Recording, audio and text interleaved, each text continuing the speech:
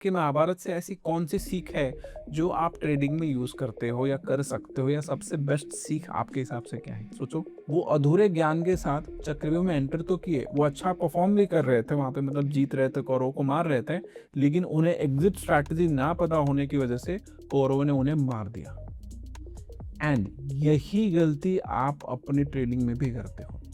This is the most important lesson जो आप महाभारत से ले सकते हो कि कहीं पे भी कोई नई पोजीशन बनाने से पहले, किसी भी ट्रेड में एंटर करने से पहले आपको एग्जिट स्ट्रैटेजी क्लियर होनी चाहिए। अब समझ में नहीं आता बहुत सारे लोगों को कि सर एग्जिट स्ट्रैटेजी क्या होती है। एंट्री के लिए तो स्ट्रैटेजी है, एग्जिट के लिए क्या स्ट्रैटेजी है?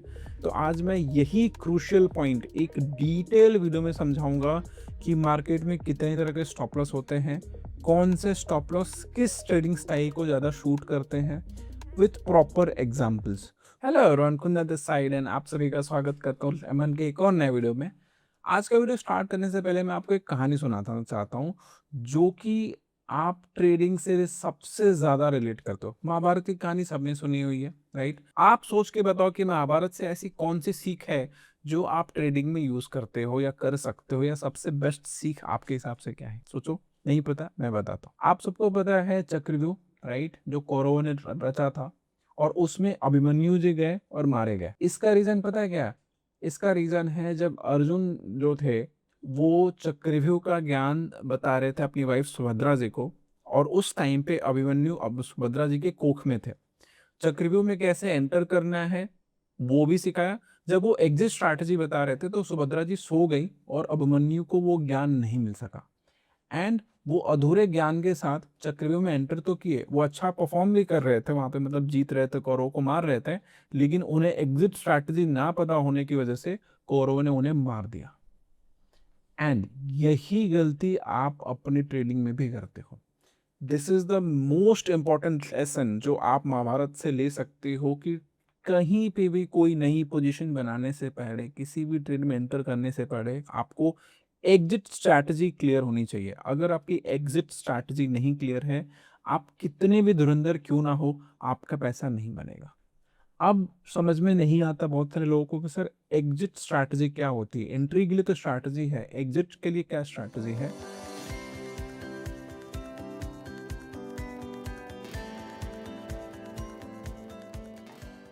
तो आज मैं यही क्रूशियल पॉइंट एक डिटेल वीडियो में समझाऊंगा कि मार्केट में कितने तरह के स्टॉप लॉस होते हैं, कौन से स्टॉप लॉस किस ट्रेडिंग स्टाइल को ज़्यादा शूट करते हैं, विथ प्रॉपर एग्जाम्पल्स।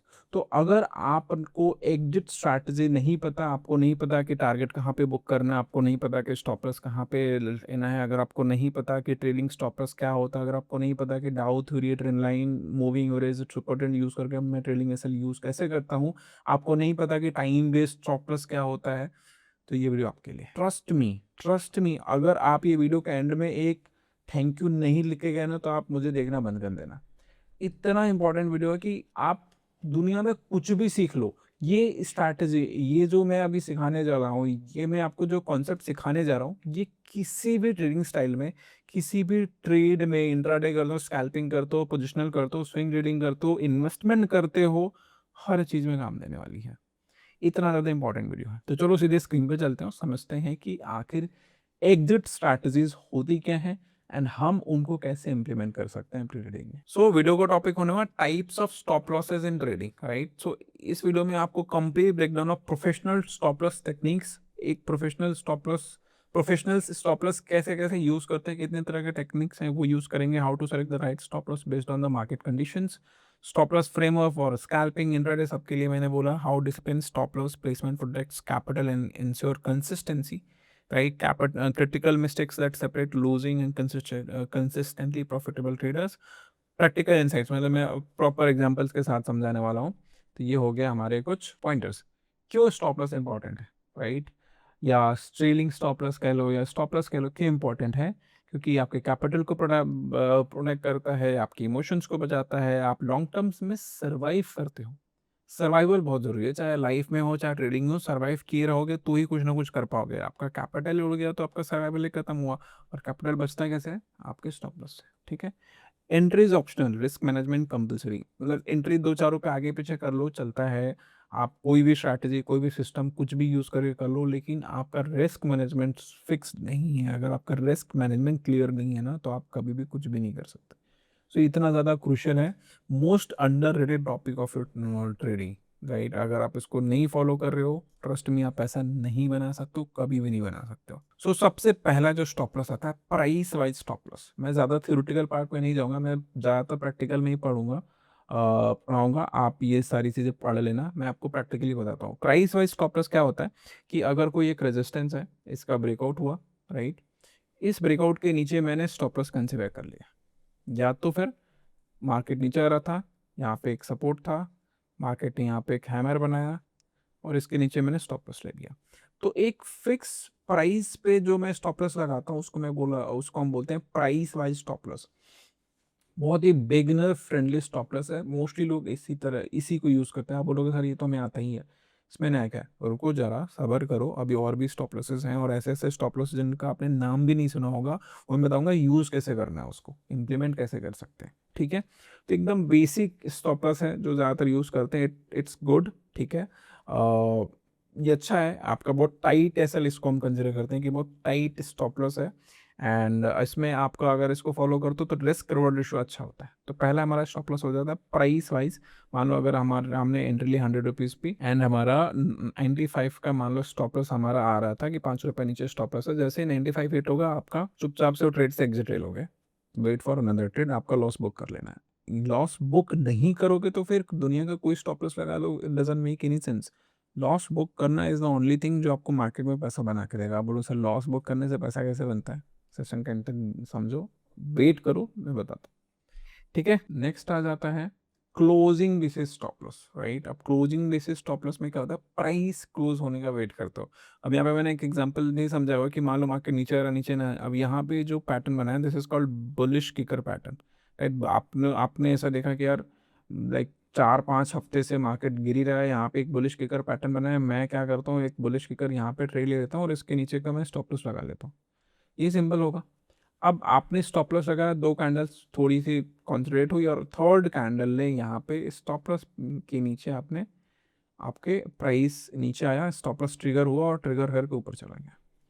अब यहाँ पे क्या करना है, आप जो भी स्टॉप लॉस लगा रहे हो, you are considering a closing basis stop loss. Let's say for example अगर आपके डेली टाइम फ्रेम में एनालिसिस है, ठीक है, डेली टाइम फ्रेम में एनालिसिस है, तो आपका मान लो लेट्स से स्टॉप लॉस है 100 rupees, so you will wait to close below 100। जब क्लोजिंग 100 रुपीज के नीचे हो जाएगी तो आप एग्जिट करोगे, पहले आप एग्जिट नहीं करोगे। सिमिलरली मतलब आपका हो सकता है तो 100 रुपीज से वो 90 रुपीज आ गया और 90 रुपीज से वापस से ऊपर जाके क्लोज कर गया, लाइक 102 या 103, ऐसा होता है। इसको this is called SL hunting. आपने सुना होगा ना कि मार्केट ऑपरेटर को पता था मेरा स्टॉप लॉस कहाँ है, या एसएल टच करते ही मार्केट वहीं से रिवर्स कर जाता है, तो this is called SL hunting. Shakeout pattern भी बोलते हैं, और एसएमसी कॉन्सेप्ट अगर आप पढ़ोगे तो उसमें बोलते हैं equity sweep, equity sweep. So basically होता क्या है, जब आप ऐसे पोजिशंस बनाते हो स्ट्रॉन्ग क्रूशियल सपोर्ट पे, तो ऑपरेटर्स जो स्मार्ट मनी, उनको भी पता है कि सबने यहाँ पे स्टॉप लॉस लगाया होगा, और वो यहाँ पे पोजीशंस कुछ बनाते हैं, और उनको और एवरेज अगर करना और बड़ी क्वांटिटी में करना है, तो मोस्टली जैसे ऐसा समझो, बाई है सेल है, आपने अगर बाई किया है, राइट, अगर लेट्स से कोई चीज़ 100 क्वांटिटी में है, आपने लेट्स से 70 क्वांटिटी यहीं पे बाई कर ली, बचा कितना 30। एक कोई थर्ड पर्सन आता है, उसको भी 100 क्वांटिटी खरीदना है, तो वो कहाँ से खरीदे, क्योंकि क्वांटिटी तो सिर्फ 30 बची है। सो व्हाट दे डू कि they start selling from upper levels, और प्राइस थोड़ी नीचे आती है, प्राइस को नीचे लेके आते हैं, और इतना नीचे ले आते हैं कि जो रिटेल ट्रेडर है उनका स्टॉप लॉस हिट कराता है। अब जब स्टॉप लॉस हिट होता है, तो आपने मान लो 100 क्वांटिटी खरीदे, सॉरी 70 क्वांटिटी खरीदी हुई, जो भी स्टॉप लॉस है वो क्या करोगे, जैसे ऐसे लेट हो, आपने क्या किया था पहले बाई, ऐसे लेट होने के बाद क्या करोगे, आप सेल करोगे। अब जब यहाँ पे आप सेल कर रहे होते ना, वहीं पे जो ऑपरेटर्स, जो स्मार्ट मनी है, जो एसएमसी, जो स्मार्ट मनी है, वो यहाँ पे बाय करते हैं। आप क्योंकि आपके पास 70 क्वांटिटी थी और वो बेच रहे हैं, कोई तो होगा खरीदने वाला, तो यहाँ से खरीदते हैं और प्राइस यहाँ से ऊपर जाने स्टार्ट कर देती है। तो this is called SL hunting, या सेंट्री कॉन्सेप्ट में इक्विटी स्वीप। तो यहाँ पे आप क्या मतलब, मैं समझाना चाहता हूँ कि आप प्राइस वाइज स्टॉप लॉस रख सकते हो, कि आपने अगर लेट्स से यहाँ पे एक कप एंड हैंडल का ब्रेकआउट था, राइट, ये ब्रेकआउट है, ये मेरा स्टॉप लॉस है, सो ये स्टॉप लॉस मेरा क्लोजिंग बेसिस है, CLB, क्लोजिंग बेसिस, आप ऐसा कुछ लिख लो, क्लोजिंग बेसिस है कि प्राइस यहाँ से ऊपर जाएगा, बहुत बार ऐसा देखो प्राइस ऊपर गया फिर यहाँ नीचे आया, थोड़ा और नीचे आया फिर वहीं से घूम गया, या यहीं पे एक ग्रीन कैंडल बना दी यहाँ तक। तो ये चीज आप क्लोजिंग बेसिस पे रहोगे ना, तो आपको क्या है कि जब ये इस प्राइस के नीचे जब क्लोज होगा, जो भी टाइम फ्रेम है, चाहे वो वीकली हो, चाहे वो डेली हो, चाहे मंथली हो, क्लोजिंग के बाद ही लूंगा। अब इसका ड्रॉबैक क्या है? अब इसका ड्रॉबैक ये है कि कभी कभी मान लो आपने 100 रुपये पे खरीदा, लेट्स से 95 का स्टॉप लॉस है, 95 का प्राइस आपका 95 पे आया, राइट, प्राइस वाइज तो आपका एग्जिट हो जाना चाहिए, बट आप क्लोजिंग बेसिस यूज कर रहे हो, तो 95 पे है। अब वो 95 से 90 भी जा सकता है, 90 से 80 भी जा सकता है। तो जहां आप सिर्फ 5 रुपए का स्टॉप लॉस ले रहे थे, वो आपका 15 रुपीज 20 रुपीज का भी स्टॉप लॉस कभी कभी हो जाता है, राइट। सो वो एक चैलेंज रहता है इस अप्रोच को फॉलो करने में। बट अगर आप कोई भी let's say reversal pattern trade कर रहे हैं, या अगर आप ब्रेकआउट भी ट्रेड कर रहे हैं, तो आपको closing basis stop loss use करना चाहिए। क्लोजिंग बेसिस यूज करने का एक और तरीका है, आप समझो ऐसा कि there was a strong resistance, ठीक है, ये यहाँ पे ऐसे करके रेजिस्टेंस था। अब यहाँ पे ब्रेकआउट हुआ, ठीक है, यहाँ पे लेट्स से ब्रेकआउट हुआ, ब्रेकआउट कैंडल कुछ ऐसा बना, ये मेरा स्टॉप लॉस होना चाहिए प्राइस वाइज के हिसाब से। लेकिन व्हाट आई डू कि मैं ये जो ये पहले क्या था, रेजिस्टेंस, रेजिस्टेंस का ब्रेकआउट के बाद क्या हो जाएगा, सपोर्ट। तो मैं क्या करूंगा, मैं इधर वेट करने के बजाय मैं यहीं पे ही कि जब ये सपोर्ट के नीचे क्लोज हो जाएगा ना, तो मैं एग्जिट ले लूंगा। तो अभी क्या हुआ कि आप प्राइस यहाँ पे थी, इसके नीचे क्लोज हो रहा है, तो क्लोज होने में मे बी आप यहाँ तक जाओ भी ना, मतलब प्राइस वाइज जो एक्चुअल स्टॉप लॉस था वहां तक हिट ना हो, क्लोजिंग मतलब आपके स्टॉप लॉस के ऊपर ही आपको क्लोजिंग मिल जाए और आप वहां से निकल जाओ। क्यों? क्योंकि रेजिस्टेंस था, ब्रेकआउट हो गया, तो इसको ऊपर जाना चाहिए ना, फिर ये सपोर्ट के नीचे क्लोज क्यों दे रहा है? इट मीन्स की वीकनेस है, इट मीन्स मोमेंटम नहीं है। तो आपको प्राइस तक भी वेट नहीं करना पड़े, जो एक्चुअल स्टॉप लॉस हो सकता था प्राइस वाइज, वो भी आपको वेट नहीं करना पड़ा, आप पहले ही उसके एग्जिट कर सकते हो with the help of closing this stop loss. तो मैं पर्सनली ऐसे यूज करता हूँ कि कोई भी रेजिस्टेंस है, ठीक है, कोई भी रेजिस्टेंस है, मुझे अगर उसका अगर ब्रेकआउट होता है तो इसके नीचे मेरा स्टॉप लॉस है, लेकिन this is my resistance, resistance breakout का स्टॉप सपोर्ट हो गया, तो जैसे इसके नीचे ही क्लोज होती है ना कोई भी कैंडल, तो मैं निकल जाता हूँ। तो छोट स्टॉप लॉस भी मेरा छोटा पड़ता है और मुझे अच्छे पोजीशंस भी बनते हैं, ठीक है। तो this is called closing basis stop loss. अब आ जाता है ट्रेलिंग स्टॉप लॉस, ठीक है, हमने प्राइस देख लिया, क्लोजिंग बेसिस देख लिया। एक बार पोजीशन लेने के बाद, एक बार आपके प्रॉफिट आने के बाद क्या करना होता है, this is part of trade management, कि ट्रेड को मैनेज कैसे करना है। तो one of the best way to protect profits, ये अपने प्रॉफिट्स को प्रोटेक्ट करने के लिए one of the best way है, after the price moves in your favour, आपका प्राइस आपके फेवर में जाता है, मान लो आपने 100 रुपये पे खरीदा, वो 105 108 रुपये पर जाना जाता है, you keep adjusting stop loss accordingly. Popular method simple, आपको जैसे ही 100 पे खरीदा था, धीरे धीरे ऊपर चला गया, ठीक है, तो आपको अपना स्टॉप लॉस है वो ट्रैक करना पड़ेगा, चेंज करना पड़ेगा। कैसे कैसे मेथड्स हैं? सबसे पहले आता है ईएमए बेस्ड, ठीक है, stop loss is shifted below the moving average as trend progresses. तो देखो आपको मैं दिखाता हूँ, this is called EMA based, right, this is 21 EMA, 21 EMA है, I guess weekly time frame में है या डेली टाइम फ्रेम, मुझे एग्जैक्ट याद नहीं है, बट दिस इज 21 ईएमए। अब यहाँ पे देखो कि ये 20 आया प्राइस, यहाँ से बाउंस, फिर आया बाउंस, फिर आया बाउंस, फिर आया बाउंस। तो मैंने क्या किया, अब बहुत अगर आपके पास सिंपल पोजीशन है, तो आप क्या करते, जब प्राइस यहाँ से यहाँ आ रहा है ना, यहाँ तक आता, तो आप काट लेते। लेकिन क्योंकि आपको पता है कि एक सिस्टम मैंने लगा रखा है 21 ईएमए का, 21 ईएमए के नीचे दो कैंडल क्लोज हो जाएगी, मैं पर्सनल 2 कैंडल्स फॉलो करता हूँ, बहुत लोग एक कैंडल फॉलो करते हैं, बट एक कैंडल में बहुत एक सिग्नल्स मिलते हैं। जैसे यहाँ पे देखो, this is also close below 21 EMA. यहाँ पे भी देखोगे तो क्लोजिंग तो हो गई, तो मैं दो कैंडल्स की, दो कंजिक्यूटिव कैंडल्स, एक आई फिर दूसरी कैंडल भी उसके नीचे क्लोज हो गई 21 ईएमए के नीचे, तो मैं एग्जिट ले लेता हूँ। तो so this is called trading stop loss. जब तक आप एग्जिट नहीं लोगे, जब तक कि आपके इसके नीचे दो कैंडल क्लोज नहीं हो जाए, जिस दिन क्लोज होगी आप क्वेश्चन काट लोगे। लेकिन आप यहाँ पे देखो कि अगर आपने इसके ब्रेकआउट पे ट्रेड किया होता है इस लेवल पे, तो आप इस लेवल से आराम से इस लेवल तक पहुंच गए with the help of trailing SL. Otherwise यहाँ पे आप एग्जिट ले लेते पैनिक में, यहाँ पे आप एग्जिट ले लेते पैनिक में। बट इट सिंपल एक एक मूविंग एवरेज आपको प्रोटेक्ट करके रख रही है ट्रेड में, ठीक है। सेकंड, सुपर ट्रेंड, हालांकि मैं पर्सनली यूज नहीं करता, but people use that. So basically super trend use कर लेते हैं कि चलो जब तक सुपर ट्रेंड ग्रीन है तब तक हम बैठे रहेंगे, जैसे रेड होगा हम काट लेंगे positions. But personally 21 EMA is good, अगर आप उसको फॉलो करो तो अच्छा रहेगा। फिर उसके बाद आ जाता है आपका Dow theory, personally one of my favourite trailing stop loss, Dow theory. Dow theory में हायर हाई हायर लो का कॉन्सेप्ट है। आपको कहोगे तो एक एक वीडियोस हम थ्योरी के बेसिस पे बना लेंगे। तो यहाँ पे देखोगे तो होता क्या, हायर हाई हायर लो, फिर जब प्रीवियस हाई टूटता है तो एक नया हाई हायर हाई बनता है, और फिर जब ये प्रीवियस प्रीवियस हाई टूटने के बाद हम इसको हायर लो का उपाधि या हायर लो हम कंसिडर करते हैं।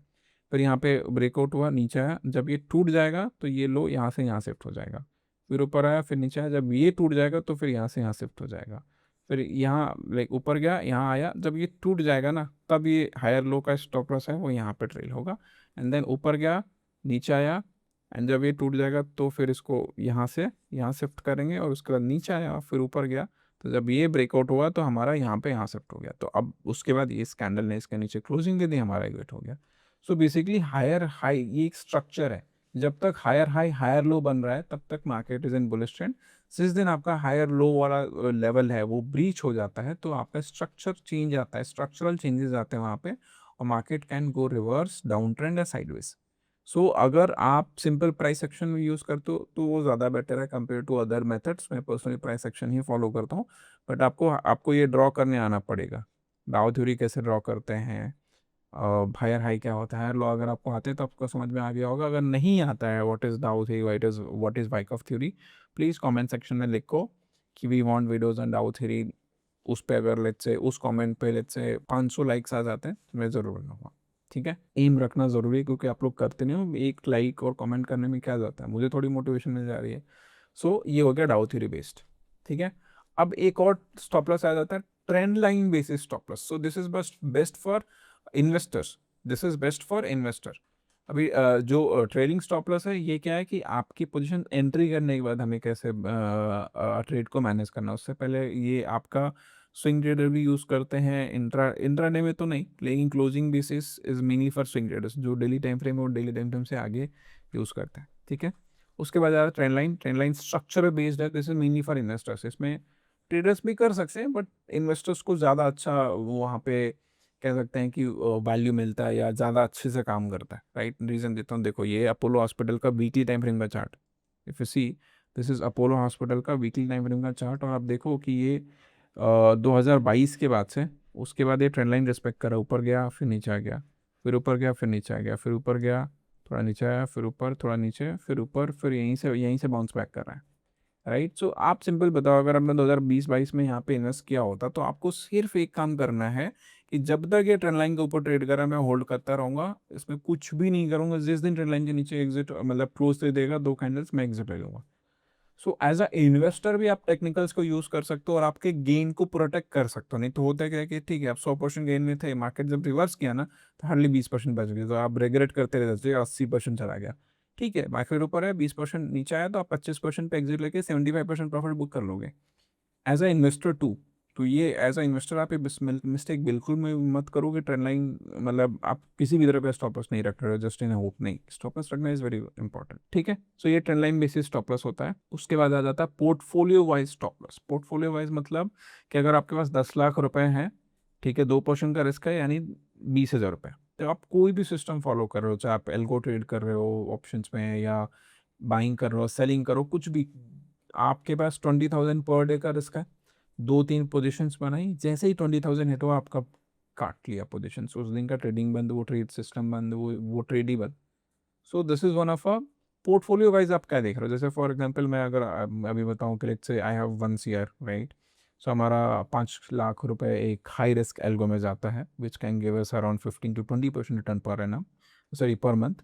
एक हमारा एल्गो थोड़ा सा मीडियम रिस्क में जाता है विच कैन जो 20 लाख रुपए which can give us around 7 to 8% return. ठीक है, तो आप समझो कि 25 लाख रुपए मेरे ऐसे पोजीशन में गए हैं जहाँ पे मतलब 5 लाख में मेरा अगर रिस्क है लेट्स से 20% का, 1 लाख रुपए का, और जो मीडियम रिस्क है उसमें मेरा रिस्क है लेट्स से 10%, यानी कि वहाँ पे भी 20 लाख, और अगर उसमें डाले 2 लाख रुपए, यानी टोटल टोटल दोनों का साथ में स्टॉप लॉस हिट होगा, मेरे 3 लाख का लॉस होगा, लेकिन मेरे पास फंड कितना पड़ा, 1 CR।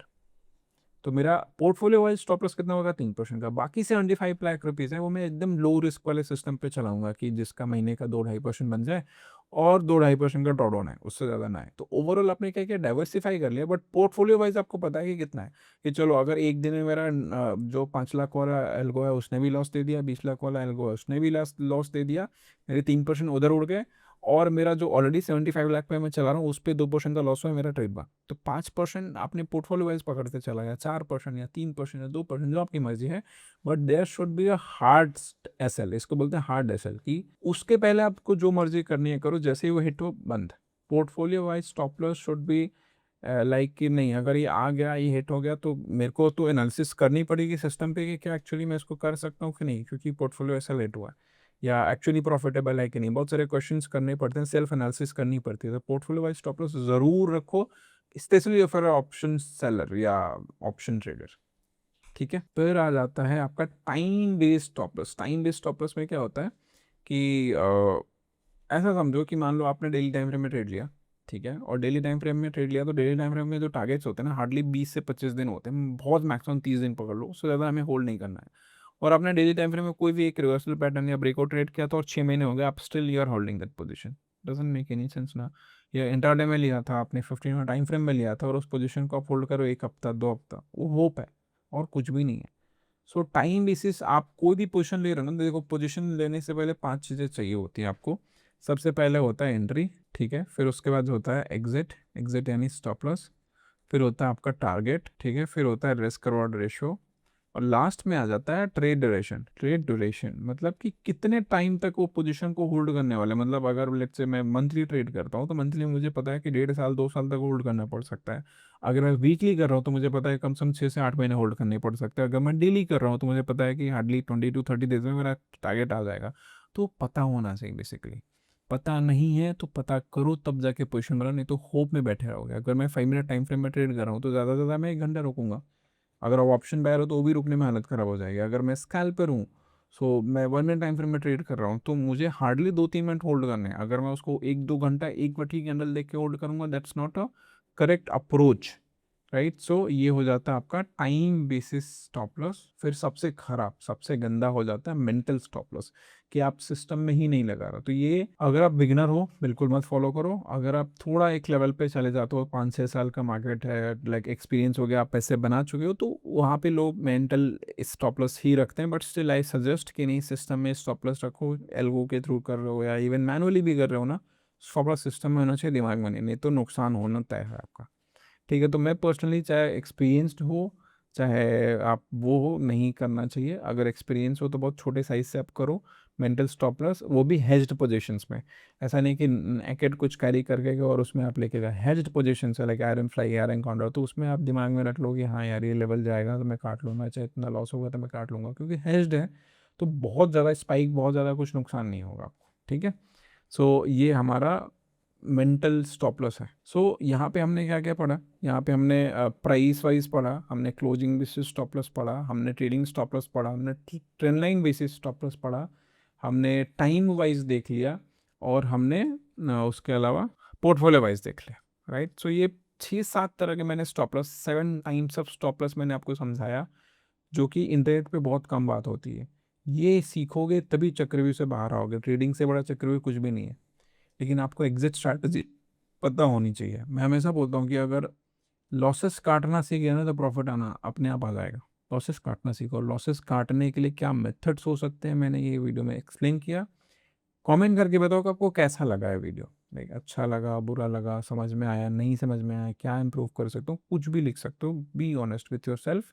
अच्छा लगा तो तारीफ करके जाना, और बुरा लगा तो बोल देना कि सर आप यहाँ पे इम्प्रूवमेंट की ज़रूरत है, मैं ज़रूर सुनूंगा और उसको इम्प्रूव करूँगा। ठीक है, सो मिलते हैं एक नए वीडियो में। ठीक है, तब तक ध्यान रखिए, स्टॉप लॉस को फॉलो करिए, सीखने पे अपना टाइम दीजिए, और अदर देन कि जस्ट स्ट्रैटेजी हॉपिंग करते रहें और हम रोज का एक खाली ख्याली पुलाव बनाते रहे, नहीं, सीखने पे फोकस करेंगे तब जाके आप धीरे धीरे सिस्टम बना पाएंगे।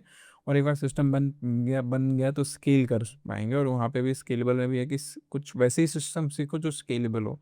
वैसे सिस्टम सीखो ही मत जो स्केलेबल नहीं है। 2-4-5 हज़ार के लिए ट्रेडिंग करने नहीं आना, और करोड़ 2 करोड़ करने के लिए उसके लिए सिस्टम बनाना पड़ेगा। सो बेसिकली मिलते हैं नए वीडियो में, तब तक के लिए bye bye and Investments in the securities market are subject to market risks. Read all the related documents carefully before investing.